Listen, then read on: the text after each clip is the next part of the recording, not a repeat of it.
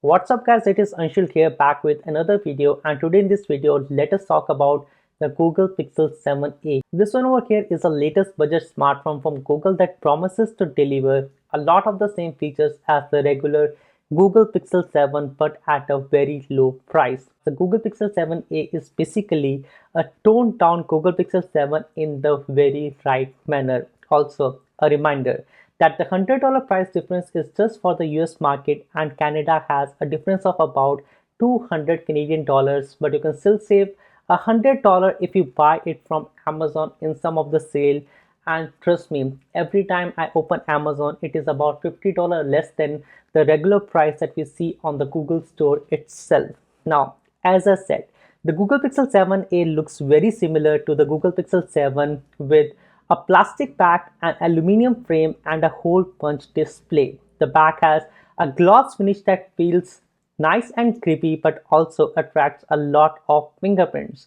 Now the camera module is slightly smaller than what we had with the Google Pixel 7. If you notice closely, the frame on the Google Pixel 7 with camera hump is one frame in comparison to two separate pieces on the Google Pixel 7a. This is one area where Google did the cost cutting. Also, you may notice that there is not a microphone hole on the Google Pixel 7a visor just like the one on the Google Pixel 7. Now, it is meant for background noise reduction, but we all know Google does some decent AI enhancement to achieve the very same thing. Now over to the front, the Google Pixel 7a has a very similar experience to the one that we see with the Google Pixel 7. The phone has a 6.1 inches OLED screen with a resolution of 1080 into 2400 nits, and also now this time it has a refresh rate of 90 Hz in comparison to 60 Hz on the Google Pixel 6a. Now I noticed one thing over here, that the Google Pixel 7a is defaulted to 60 Hz instead of 90 Hz, but hey, you can always set it back to 90 Hz and use it with a more fluid experience. Now the display is bright, it is sharp and smooth, and it also supports HDR10 plus. Now Google does not speak about the peak brightness on the Google Pixel 7a, but resources claim that it is not as bright and also has color shifting issue, plus it has bigger bezel. Now I am okay with the last one, but I think that nothing is also pricing the smartphones very similarly, and it is doing a better job with a better screen on devices that cost similar. Also, it is protected by the Gorilla Glass 3 instead of the Gorilla Glass Victus, and also it has an in-display fingerprint scanner just like the Google Pixel 7, but this one over here is not an ultrasonic one. It is just a regular optical fingerprint scanner inside of the display panel. Now, the Pixel 7 is powered by the Google's own Tensor G2 chip, which is the same 5nm octa-core processor as the Google Pixel 7. It also has 8GB of RAM and 128GB of internal storage. The performance on the Google Pixel 7a is surprisingly good for a budget smartphone, and it can handle most of the tasks and games without any lag or stutter. It is no surprise to me that the Google Pixel 7a performs very similar to the regular Google Pixel 7. Now, the camera system is really where I want to focus on, as the Google Pixel 7a is making big leaps, at least in the terms of number, when compared to the Google Pixel 7 and even the Pro models. Now, it does not mean that it is an upgrade from the Google Pixel 6a or even the Google Pixel 7. The Google Pixel 6a is using a very old and reliable sensor, that is the older IMX363, which is a 12 megapixel sensor, and as Google has trained the AI to give the perfect shot every time, I think that the Google Pixel 6a still takes out better shot in comparison to the one that we see with the Google Pixel 7a. Now, we need to consider one thing, that the Google Pixel 6a was no slouch in the snapper department and was actually crowned the best camera smartphone of 2022 by you, the people. The Google Pixel 7a has a 64 megapixel main camera sensor with optical image stabilization and a 13 megapixel ultra-wide camera which does not have OIS. The main camera uses pixel pinning to produce by default 16 megapixel photos that are crisp, detailed, and well exposed.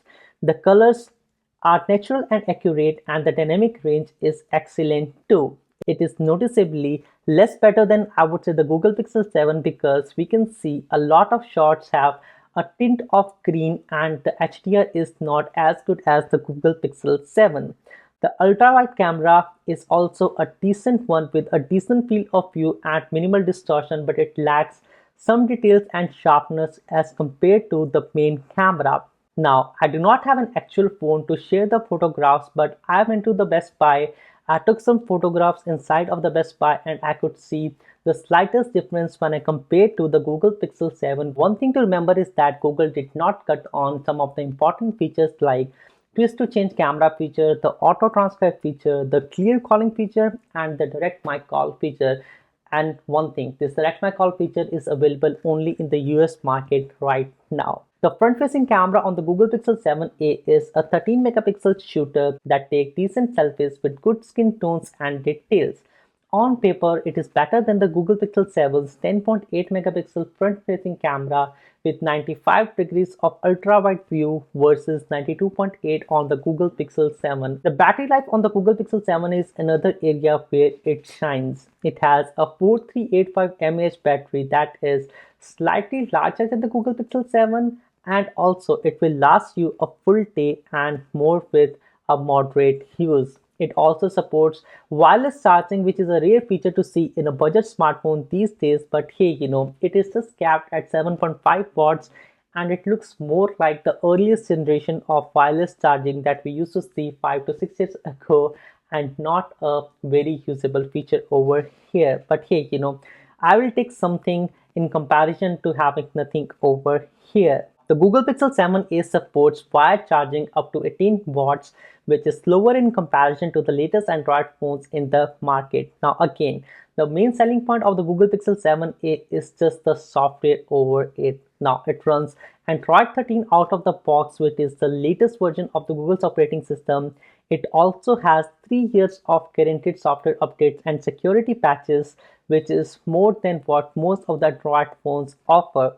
So the question is that would you rather prefer to buy a Google Pixel 7a rather than buying a Google Pixel 7 that is just $100 more than the regular Google Pixel 7a? There are a few reasons that I would still choose to buy the Google Pixel 7, and here are a few of them. If you want to buy a Google Pixel 7 right now, you can still buy it on a $0 plan on most of the major carriers around in North American market. Now the Google Pixel 7 has a slightly larger and a brighter display with up to 1000 nits of HDR and up to 1400 nits of peak brightness. That would be another reason to spend just over $100 in comparison to the Google Pixel 7a. Also, the Pixel 7 has a more premium design with a glass back and metal frame. It also has IP68 rating for water and dust resistance versus the IP67 on the Google Pixel 7a, which is one of the cost cutting that Google did in this area. Also, the Google Pixel 7 has better camera system with more reliable 50 megapixel GN1 sensor from Samsung itself, and also there are a few little things like the vibration motor on the Google Pixel 7 is way more better than the Google Pixel 7a, and also the speakers are a bit more loud on the Google Pixel 7. As you can see that the Google Pixel 7 offers some significant advantages over the Google Pixel 7a, and the difference is just about $100.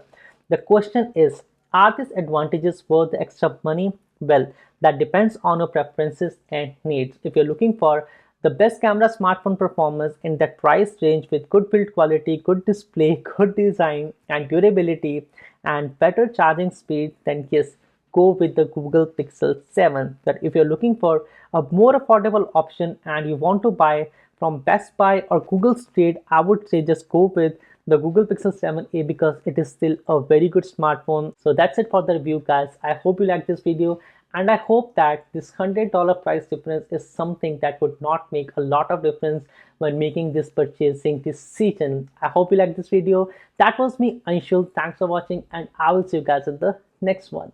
Peace.